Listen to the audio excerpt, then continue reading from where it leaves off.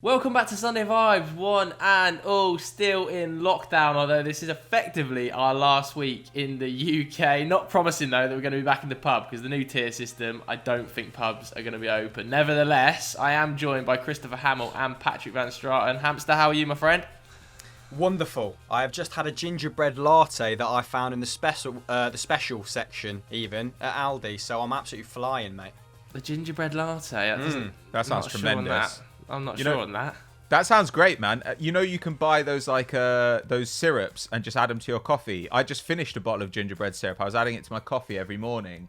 I was in a sort of like Christmas wonderland every day. It was incredible. Have you guys got your trees up yet? I've got my tree resplendent in the background at the moment. Anybody got the trees up yet? Oh yeah, my girlfriend had like a full-on breakdown mid-November. It went up like 3 weeks ago. Wow. Where did you find a tree 3 weeks ago? Not mid-November. I meant late October.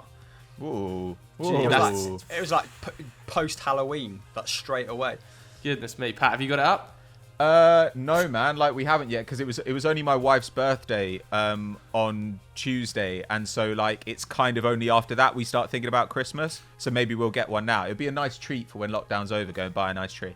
It will. Right, let's crack on with the show then, because you guys have been sending in your questions all week.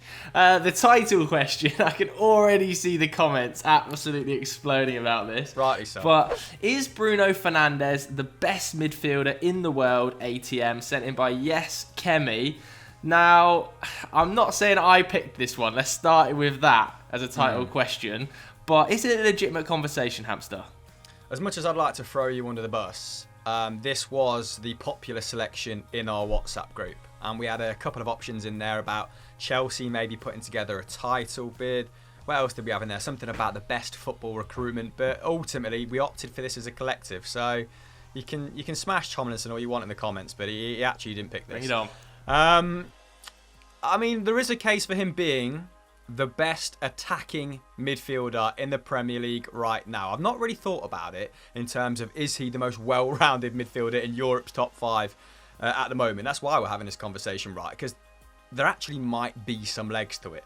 But let's just go over an overview of his numbers just to ease people into this week's Sunday Vibes, okay? Because Bruno Fernandes has now reached 20 goals quicker than any other midfielder in Manchester United's history, at least modern history in the Premier League. Only 3 players are ahead of him, reaching that milestone quicker. Ruud van Nistelrooy, Robin van Persie, and Zlatan Ibrahimovic. So he is in the company of goal-scoring gods right now, isn't he? Yeah. And the 26-year-old yet to go 2 games without registering a goal or an assist. Now, of those 34 goals and assists in his 35 games, 12 of them are penalties. Let's just get that out of the way quickly, because Fernandez will be haunting the comments, won't it? And it does diminish his efforts. Like he's probably won his fair share of them. I think his expected goals and assists is about 0.95 at the moment, of course helped by the fact he takes penalties, but his underlying numbers match up with what he's producing at current. And the closest to him at United is Marcus Rashford on 0.38 in terms of that metric. I think only Harry Kane has been more prolific in terms of goals and assists since he made his debut in England, Bruno Fernandes that is. So he's just been very consistent. He's been the driving force at United. I hate to think where they'd be without him. One question we should address pretty quickly: do we think Ollie would still be in a job without the attacking endeavour of one Mr. Bruno Fernandes, Joe? I refuse to answer it. You can take it, Patter. I don't know, man, because like they seem to love him at United. Like they seem to like. They love him beyond reason. They keep coming out and just saying, we're going to stick with him. But it is hard to imagine that he would have still been there, given that they went on a hugely impressive run over the back half of last season, and there are still question marks over Solskjaer now. So if that hadn't happened, then yeah, it might have been an interesting summer for them. But I mean, he pretty much did. I'm not going to say single-handedly, because I actually think that Rashford had really incredibly underrated season last year. And obviously Greenwood, everything he hit went in for several months. And Martial had a phenomenal second half of the campaign. But Fernandes was the driving force of it. And he also, And it's not just the goals and assists, because I do think you have to take away the penalties here. You do. But it's the intensity he brings as well. Like, he leads the press. He's snapping into tackles. He's always like working hard for the side. Like, I don't know. He just leads from the front, and you can imagine him playing for other elite sides in a way that it's quite hard to imagine with some of Man United's other midfield players. I mean, yeah, for sure. From a Manchester United perspective, like, Bruno right now is God amongst Manchester United fans. He can do literally no wrong. And, you know, like you said, the main accusation is Fernandez. Like, yes, he takes penalties, but equally, the chance creation he brings to this team is so key. We create nothing without Bruno Fernandes on the pitch, both from, whether it's from set pieces, although Alex Telles is looking like he's going to take more and more of those, even in open play. I think creating 4 open play shot actions per game, incredible distributor from deep as well, kind of these long spraying passes over the top. He can pretty much do it all. Tackle, shoot, pass. He's the all-round midfielder for me. Yeah. Could play as a 10, could also probably play as an 8, but it doesn't suit him as well, because half of his game is little flicks around the corner, little Cruyff turns to set people up, little layoffs, which is why he gives the ball away so much. And that's now starting to become an accusation that's being levelled at him, that he's gives the ball away way too much. You know, his pass accuracy is only 78% or whatever like that. But the reason he does that, and his pass percentage is so low, is because it's all flicks and tricks around the edge of the box, which is fine. Because when it's flicks and tricks around the edge of the box and you give it away, okay, it might not work. When it's a flick and trick around the edge of your own area, you're putting your team in trouble. He never tends to give the ball away in bad areas, and I think that's something that really stands him in good stead. To be honest with you, in my opinion, he's too good for Man United, really, and it's sad to say that, but if He's you were too good for this version of Manchester United. Exactly. But he definitely feels like a Manchester United player that Alex Ferguson would have. Oh, loved him for sure. But right now, he should be playing. He should be playing for like a Bayern Munich or like a Real Madrid. He's that level player. He's so good. He's honestly, from watching him every game, he's just ridiculous on the ball. It does off beg the ball, the question, everything. doesn't it? Like, how good could he be in a really functional side? Because he's creating 3.3. You said 4 chances from open play. I think he's putting up 3.3 key passes per night at the minute, which leads the league. He's created 26 chances in total this season, which is 3 more than KDB, 5 more than Jack Grealish, Salah and Harrison. So they're sort of the closest individuals to him, but they're part of much more coherent attacks, aren't they? Like, all of Manchester United's progression either comes down the left or through Bruno. One stat that really stood out to me as well was 535 yards gained per 90, which shows that he is having to drop very deep on multiple occasions and carry the ball forward himself to really progress United up the pitch. So he seems to be sort of inhabiting multiple roles right now, and you know, if he didn't have to do stuff like that, if he didn't have to put up over 3 tackles and interceptions, then maybe his attacking numbers would even be slightly more improved, which is a scary proposition, right? At the minute, he feels like what Liverpool fans kind of still think Bobby Firmino is. He's just this guy who is doing everything from the number 10 position, except putting up defensive numbers like a number 8. So, in terms of let's go back to the question. In terms of best midfielder in the Prem, would you take him over KDB right now, Joe? If someone offered you a straight swap. Oh my lord, what a question. Well, I think KDB is an all-round better footballer. I'll caveat it with that. I think KDB is a naturally more talented player than Bruno Fernandes, but Bruno Fernandes at the moment is in better form than KDB. So I think over a long period of time, I would take KDB. But if you were to say I need somebody to play next Saturday and win me the game, right now I would take Bruno just because of his form. And I also think what Bruno adds to the team is pure leadership. He holds everybody accountable for every mistake. And I love that about him. And it's been a long time since United have had somebody who is just openly battering teammates when they're not good enough on the pitch and off the pitch. I remember the Europa League semi-final when Victor Lindelof had that stinker and Bruno was just in his grill, just like, what are you doing? Like, holding him immediately accountable. And I think in that game, Bruno put up something like 7 shots, 5 chances created and 4 tackles, just flying around the pitch. So I love him for not only his ability, but also what he brings in intensity. So, yeah, I mean, I would take KDB over a long period of time because I do think he's slightly out of form at the moment, but he will refine that. However, if you stuck Bruno under Pep Guardiola, I dread to think of the output that you would be seeing out of Bruno Fernandes in that team. It would be incredible.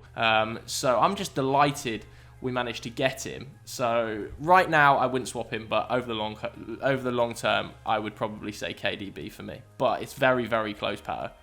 I slightly disagree with some of this. Like, I understand this theory of like, oh, we put him on a better side, he'd have better numbers. But I think often, you know, the great thing about Man United from Bruno Fernandes' perspective is he gets the ball all the time. Everyone looks for him. Everything goes through him. And in a way, he doesn't have competition for people getting on the ball a lot in the final third because all of United's final third players are off the ball players. You know, Cavani, Martial, Rashford, Greenwood, these are all guys who want to make runs. They don't want to get on the ball and pass or create themselves. Now, Mata's played quite a bit, and he obviously is an on-the-ball guy.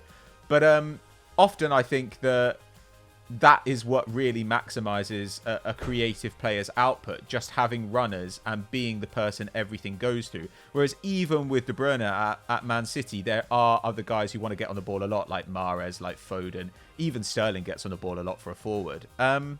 So there's a part of me that thinks, I don't want to say, oh, how good could Bruno be if he didn't have to do this defensive stuff and was able to just attack more? Because I think the defensive stuff is part of what makes him really, really good. You never change that out of him either. That's like embedded in him. He just does it instinctively. Yeah, well, he was much more of a deep midfielder when he played in Italy. And that's when I remember he was first kind of popping in the numbers. And then he went to Portugal and it was like, oh, I guess that was like, you know, another one we missed.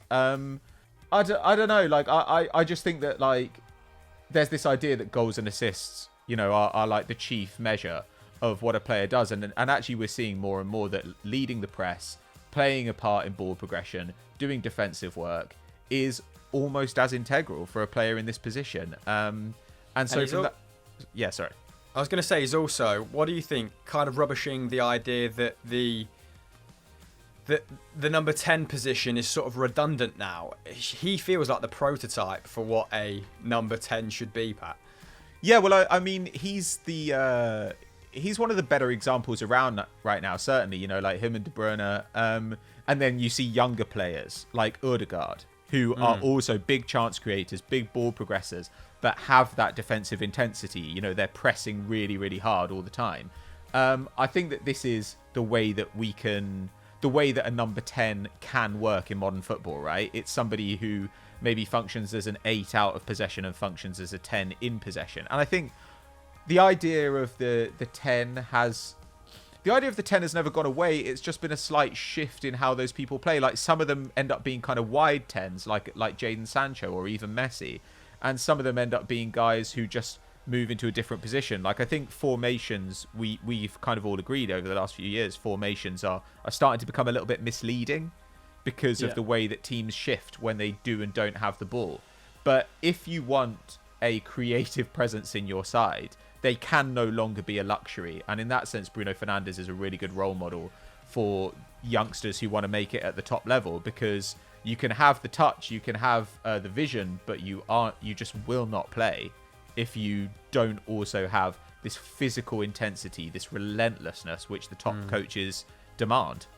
I do think it's an interesting one, just to go back to your point about putting him in a better team, because I think that's a really interesting debate there. I do think that the one thing that Bruno maybe struggles with at times, especially when you play some of the better teams, is that because teams know everything goes through Bruno, it can kind of be like, we'll just stick 2-man on Bruno, and we'll just try and like shut him down, shut his creativity down, don't give him a minute. And sometimes he misses that sort of creative person to pop it off. Some of our best football this season, United and around the edge of the area, has been when he's been able to bounce balls off of Mata. And I think in the Champions League, when Donny's played a little bit deeper, that kind of threaded ball into his feet earlier makes such a difference. So I think there is weight in your argument that KDB, playing in a better side, there's more better players. The focus isn't just on you. But equally, you could caveat that with he would have better players around him to bounce balls off. They wouldn't just be able to focus in on him so much. So I do think he would be an even better player and could do it for a club like Bayern. In a way, though, I think those arguments are compatible, like the arguments we're making, because I think that what you're saying there doesn't necessarily mean he'd be better in a better side. I think it would mean that the team would be better. So I think like if he had like a Ziyech playing off the right, I think Man United would be a lot better. But I think that you'd probably see actually a slight drop in Bruno Fernandes' goal and assist numbers. Because Ziyech would also be creating, Ziyech would be taking some of the free kicks. And part of what Fernandes would be doing would be facilitating Ziyech as well. So it depends what you mean by better. Like, I think that he would be part of a better attack. I think he'd be scaling up onto a better side. But would he himself have better goal and assist numbers? That, I think, is more of an open question. It's fine margins, though, isn't it? Because I think his numbers could come down slightly if he was sharing that attacking responsibility, but maybe his quality of chance would increase, right, if you follow. Because at the moment, 3.3 shots a game, 2 of them are outside the box. And I imagine half of the time that is just exasperation at not having someone, like Joe said, he has this tendency to pop it around the box, not having someone to play it off, and that self-belief and self-confidence that he has as well. Definitely, right? that as well. Yeah, if someone was producing higher quality opportunities for him, I think he could probably afford to take one less shot and could still maintain his current output. So yeah, it is really fine margins. But what I say when I mentioned that he's probably having to do a little bit too much in his own third is sort of going back to pick the ball up and putting up the amount of pressures that he is doing. I think he's leading the side for presses at the minute, more so than Fred, who's become, gaining a bit of a reputation as a press monster. I think he's also completing 2 turnovers too in transition. So he's obviously very smart with it, and he kind of pounces when he has to. But I think maybe Donny van de Beek changes that at the base of midfield. I think if there was someone a little bit more adept at building up play, he could become a little less predictable in terms of having to do everything, Joe. I don't know. Donny van de Beek at 6 or 8, do you see a future in that? It's a really difficult one because Ollie has a bit of an issue back there in that Fred isn't a classic defensive midfielder because he really likes to fly out of the line, like you just mentioned there. Huge amount of pressures a game. And sometimes you'll just find him on the right wing, which isn't exactly what you want from a out-and-out defensive midfielder. So whoever sits alongside him has to be quite disciplined, which is why Ollie's obviously tended to go with the duo of Fred and Scott McTominay, because the back four needs somebody in front of them, or at least one person in front of them, really. They're so easily exposed, they're so slow, not really good enough. So when there isn't 2 defensively minded midfielders, we look a bit weak, especially on the counter-attack. We're very easy to play through the middle of. So I have concerns about Donny playing in there because I think he does his better work in the final third than he does in his third. I don't have necessarily too many worries when you're playing smaller teams and you can kind of, you're going to have 60% of the ball. Donny's looking to pick balls between the lines to find Bruno's feet. That's fine. I think where United will face issues with playing Donny and Fred as a midfield too is when teams have more of the ball and are pressurising us and trying to play through the middle quickly. Are those 2 the natural defensive midfielders? You need to protect that defence. I'm not overly sure they are, which is a bit of a problem. Pogba would be ideal in there. Like, he should be ideal in there on paper, but his off-the-ball work, his defensive work rate just isn't good enough to play as one of the 2 of a midfield pivot. Sadly, I just think that ship has probably passed now. So I think United will look to enter the market in the summer to try and find that accompaniment for Fred or for Donny or for whoever, effectively as a Matic replacement. But yeah, I don't have too many worries when he plays in there against the smaller teams. I think Donny will get a lot of game time this season because United can just run him out against, you know, your teams sort of like Sheffield United's and stuff like that as almost a box-to-box 8. Yeah, it's like a positive evolution, though, isn't it? Because United fans were giving Ollie a little bit of stick, and kind of rightly so, for playing two holding midfielders in that 4-2-3-1 against the smaller sides at home. Yeah. And a lot of games at Old Trafford have been absolutely dour, haven't they? But even like midweek against Istanbul, you saw Fred and Donny play in there. United was still being carved open at times by Istanbul, and this is not a team that we're talking about as being elite at any stretch. It's probably not even a team that would be. It's a team that would be in a relegation battle in the Premier League potentially. So I think it's easier said than done for Ollie to just trust that back four because they've never proved themselves to be totally sound without two defensive midfielders in front of them.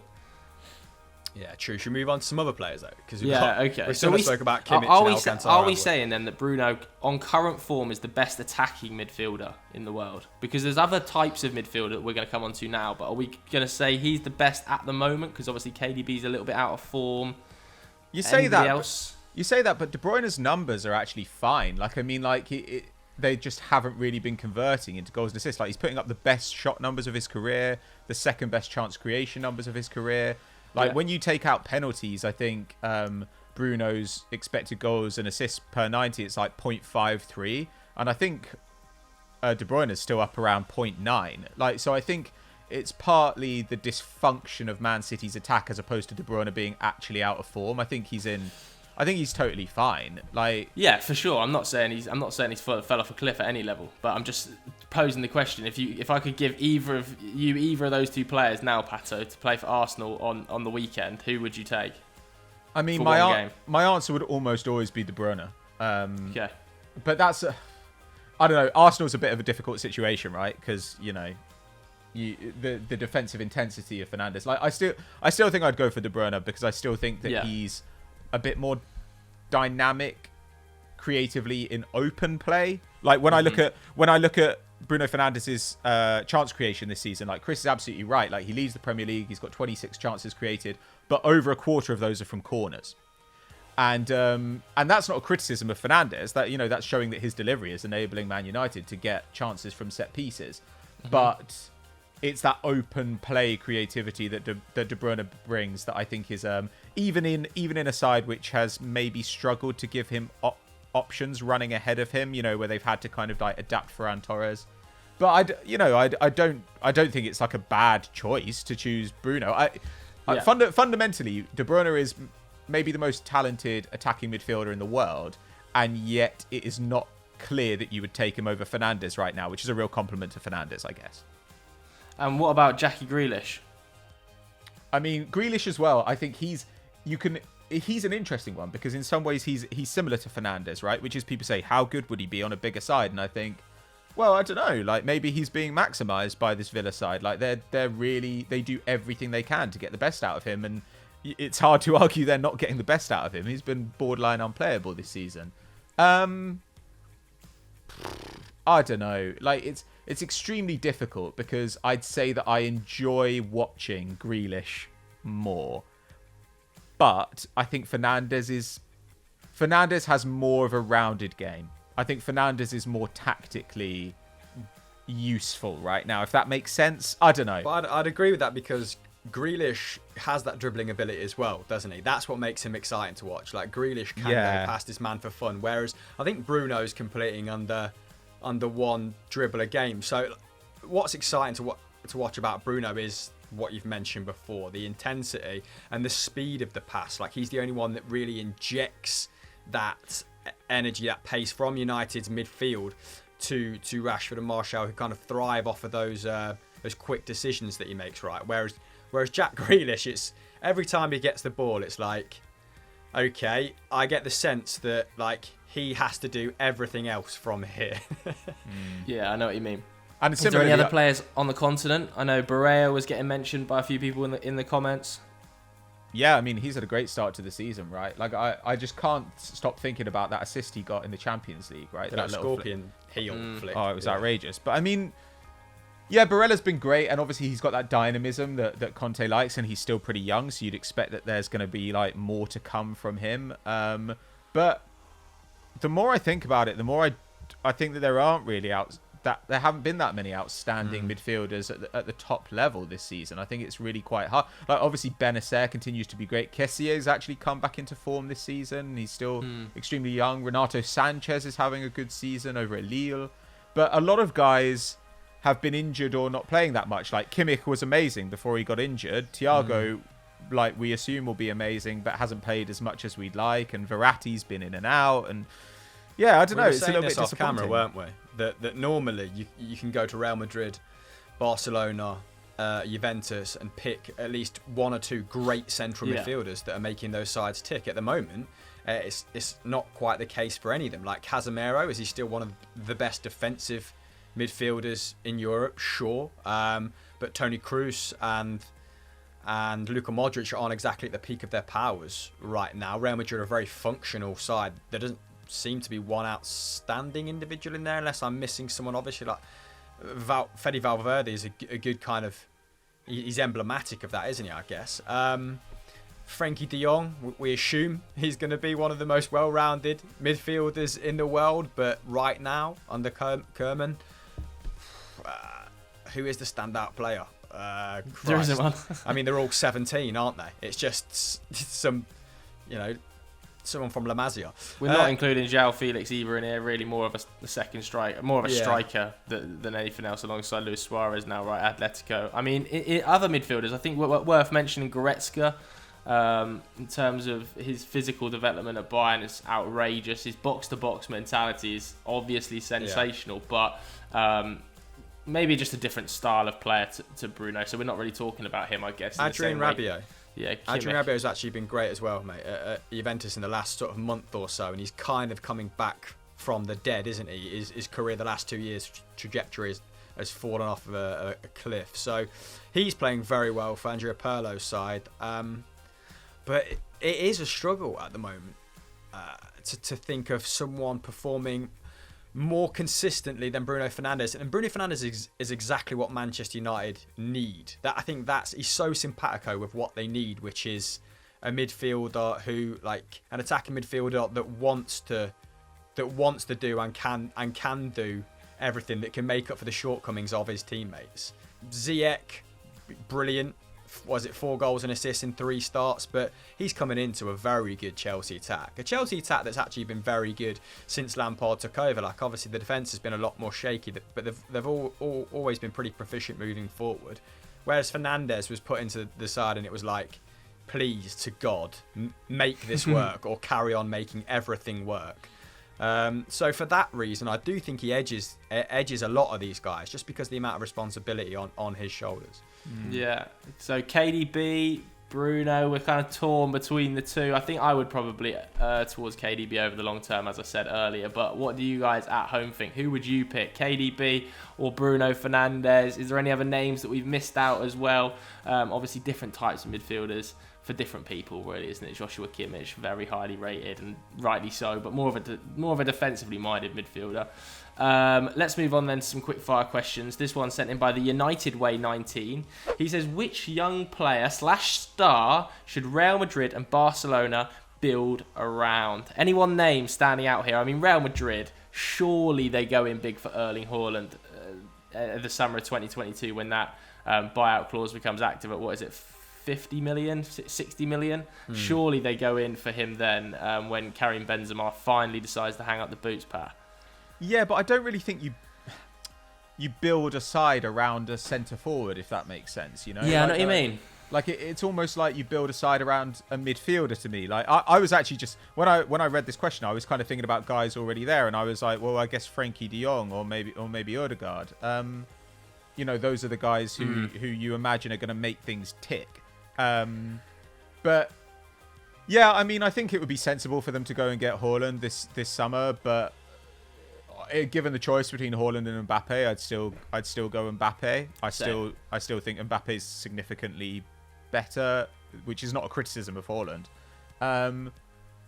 God, I don't know, man, because to me, yes, you whack a top-class attacker in those sides and they get better. They do. But that's not going to solve their issues. Like, Real Madrid have got a worrying midfield setup. You know, the continued reliance on the old guard there, I find to be troubling.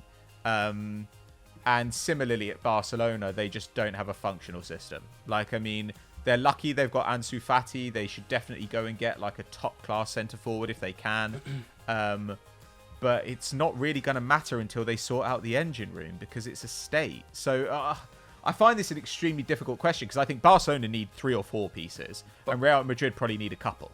I think supporting your argument, what you said already is the fact that both of these clubs have star young players already, and there is it's extremely hard to build a team around those guys. Like Real Madrid and Barcelona have put money, or at least Real Madrid have, in terms of what Rodrigo, Vinicius, who's the kid they sent out on loan to Borussia Dortmund, the Brazilian they paid Renier bunts for, Renier as well. Like, that is a clear part of their game plan at the moment. Obviously Barcelona bought Trincao, they've promoted Pedri. Who's the centre mid that's actually getting some minutes now? Ricky Puig. Ricky Puig. Like, youngsters are coming into those sides. I think what that suggests is that they need kind of a little bit, someone a little bit more established to build around, and perhaps not in those positions. So it does feel like central midfield is a huge issue at Real Madrid. Do we think there's anyone out there that's ready made to go now that would help galvanise that side? Obviously Barcelona need a little bit more help than Real, but Real's problems feel a little bit more obvious. I think like Upamecano could slot into both of those teams tomorrow, and what is his buyout clause in the summer? I think becomes active at £40 million, doesn't it? And like Sergio Ramos's legs, they're not going to last forever. We've seen him. I don't know whether he pulled his hamstring or just tweaked his hamstring in that Spain-Germany demolition. But when he's not in the side and it's just Rafa Varane back there, suddenly it looks a much, much easier side to get at. I think it was against Shakhtar at home, wasn't it, when Ramos was rested, right? And it was Varane back there, and it looked shaky. And I know that he's so key to how Zidane wants to play football, Ramos, and he's such a beating heart of that side. But eventually you've got to move on. And the plan for his replacement probably doesn't come much better than Deo Upamecano at £40 million. I think that's a player they should be targeting in the summer, but they're probably going to go in other areas. They're probably going to end up spending that money on an Mbappe or a Haaland, I think. But I mean, there are midfielders out there. Like there definitely are. Like I think we've talked obviously about Benacer. I think that he's got the technical level for either of these sides. He's obviously extremely mobile, good defensive numbers, like great progressive numbers as well. He and Denis Zakaria, I think, are probably 2 of the best young, deep midfielders around. Zakaria, to be honest with you, I think should go to Man City. Like statistically, he is one of the closest matches to peak Fernandinho you're going to find, and he's obviously got that technical level playing in a Marco Rosa side. But then people like Fabian Ruiz, you know, Napoli this season are taking 19 shots a game, but I think they're allowing 9 shots a game. They've got a plus 10 shot differential per match, which is wild. And Fabian Ruiz is one of those few guys who's going to give you, you know, top end creativity, but not at the expense of defensive solidity. And, you know, because he's Spanish as well, like you just expect that he'd go to one of these teams. So if I were Barcelona, I'd probably be thinking, okay, Frankie de Jong, Fabian Ruiz, and then somebody else, you know, whether it's Busquets, whether it's Puig, whether it's another signing. That probably gives us a coherent midfield, because I think at this point, Barcelona just sort of look like one of those, they look like a sort of old Wenger side a bit, you know, where it's like you've got the attack and they attack, and you've got, you know, the defenders and they defend, and there's no connection between those things. Like nobody seems to have an understanding of like maybe the attackers should help out defensively. You know, it's just, it's disconnected. Whereas at Real Madrid, I think I could imagine Real Madrid say they bring Ceballos back next year, who becomes a rotation player. You can imagine Real Madrid saying, you know what, Odegaard, Valverde and Casemiro is a good enough midfield three to build around if we've got like Haaland and Mbappe, and it is, like you could imagine that working, right? Yeah.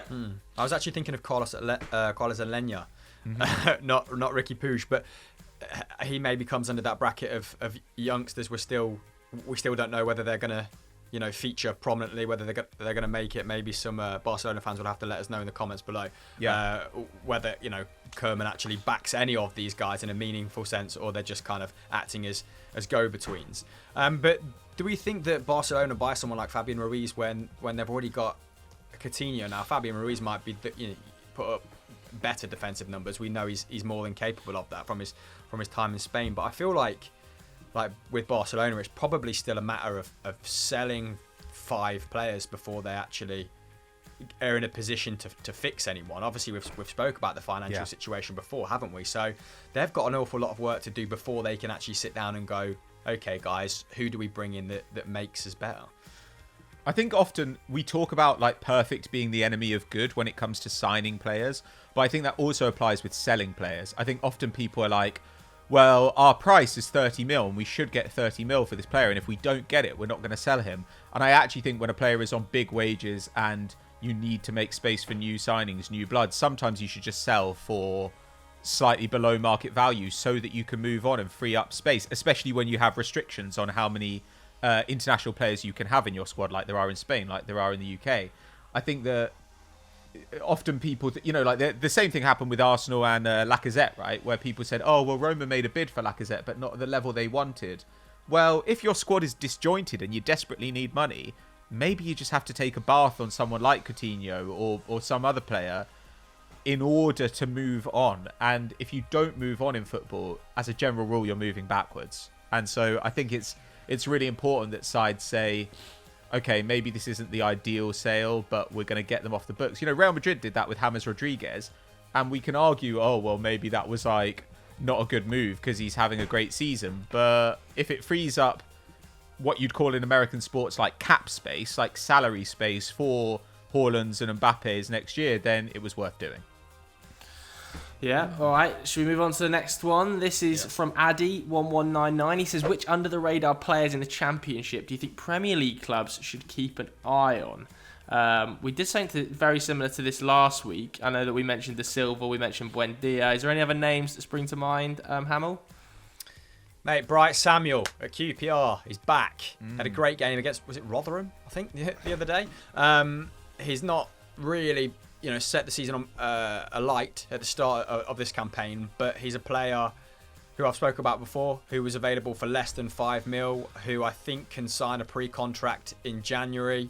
I think he is perfect for a team like Celtic. I suggested him for Celtic or Rangers. I definitely think they can add value onto him and probably move him on around his mid-20s for double what they pay or triple what they pay.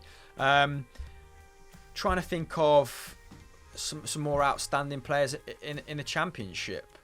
I think who's not leading the way at the moment? We did speak about this a little bit last week. You're right, didn't we? We spoke about Etienne Capoue. We spoke about.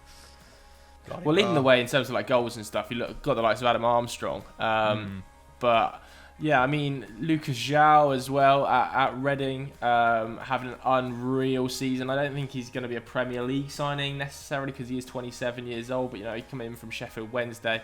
I think he's got 11 goal involvements in 11 games, 8 of them coming as goals. I think he's only 3 matches this season he hasn't scored or assisted in.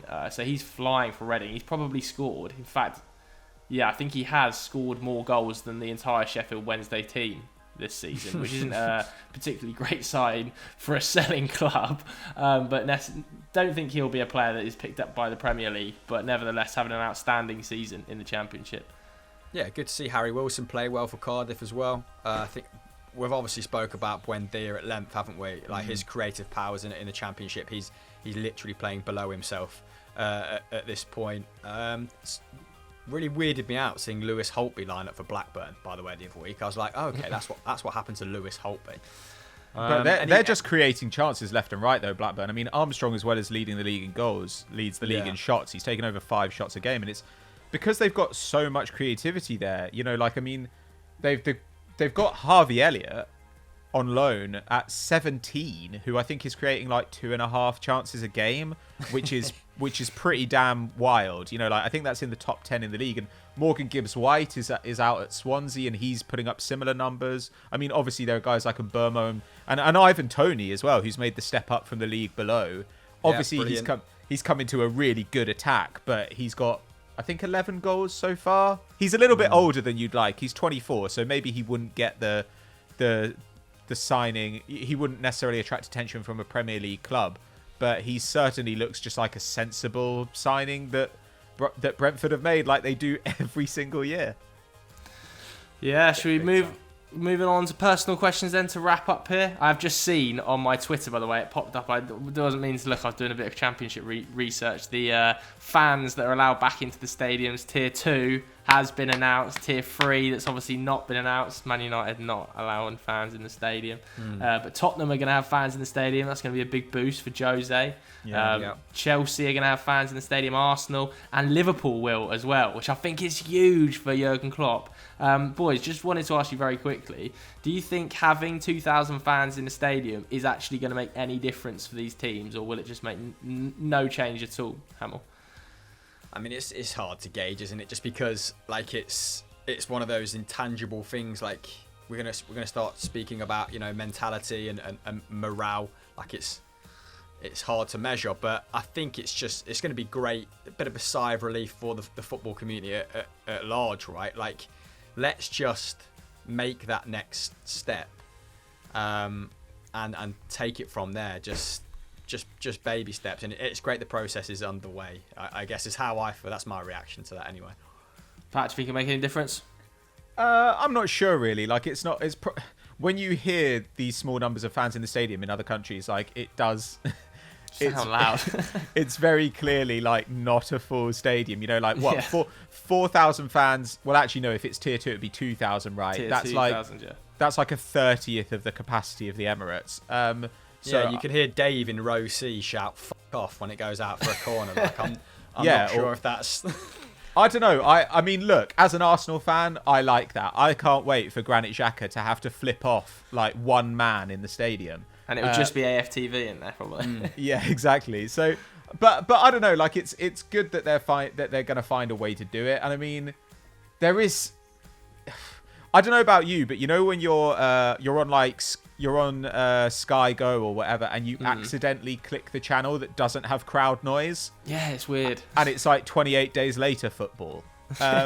Like it really, really depresses me. So I'm looking forward to it again. And I mean, anything that makes us feel a little bit better about lockdown is definitely welcome at this point. So I'm super up for it. And if it means as well, clubs can bring in a little bit of money and can keep some of their lower paid workers on, that is what I care about right now. Like these clubs, we think of them as like, you know, owned by billionaires and, you know, staffed by millionaire footballers, but they are also huge hubs of employment for local communities. And so getting them profitable again should be like a real focus. And obviously our disgusting government are not going to subsidize them in any way.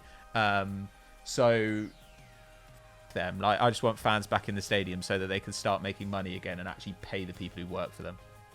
All right, let's move on to personal questions then. This was sent in by Mayuk Tenwaza. He says, first thing you do when lockdown ends, Hamill. Already got it booked in, mate. Tandoor chop in Covent Garden. It's so good. It is good, yeah. The mecca of chops, which is an oxymoron, isn't it? Yeah, just so good. Like the dal there, absolutely fantastic. So eating Indian food is my number one thing I'll do. Can't wait, mate. There are family members that I would happily, you know, not speak to for a year rather than go another year without those chops. Yeah, I'm not too sure, to be honest with you. Maybe just go to the pub. I just would like a nice pulled pint of Guinness more than anything else right now. Like, there's something about that missing pint of Guinness that I'm slightly sad about. Yeah, it's not quite the same out the can, is it? When you can hear the float kicking about in the can. I like it, you know, in good Irish bars when they're like, okay, go and sit down and we'll bring our Guinness over to you in 5 minutes. Because that's when you know they're pouring it properly and you're like, yeah, I will do what I'm told. Thank you very much. Pato, what about you? No answer from you yet? It's actually quite hard to think, man. Like, I mean, I've got plans for my wife's birthday, which we weren't able to do, you know, like hotels booked, restaurants booked, things like that. So I'm looking forward to that, which is going to happen the week after lockdown ends. I'm looking forward to going back to the gym. Yeah, same actually. Bored of running outside and lifting my free weights and stuff. It's tedious. God, man, I don't know. Like, just food and, like, you know, going outside, like that episode of The Simpsons when the kids are all going outside and learning to play again. Like, that'll be what it's like. Yeah, I don't know. Right, okay, so that is the end of Sunday Vibes for yet another week anyway. If you want to get your question answered, please do put it in the comments below or send it to us on Twitter. Chris usually puts the tweet out on a Wednesday, so keep your eyes open for that one. Hamster, anything to plug? As per usual, go and watch We Need to Talk from this week. Explain came out yesterday on Frank Lampard. I actually give him a little bit of credit. Oh, Frank. Yeah, Chelsea fans been after giving me your Potler fiasco. A lot of jip on Twitter, and believe me when I say I couldn't care less about your team, but I've still done an objective piece of work on Frank Lampard's work. So there we go. Pato? Oh my God, I'm actually writing an FD Explained about Arsene Wenger. That's going to be coming out soon, because I think we're probably due a reappraisal in light of how Arsenal have been since he left.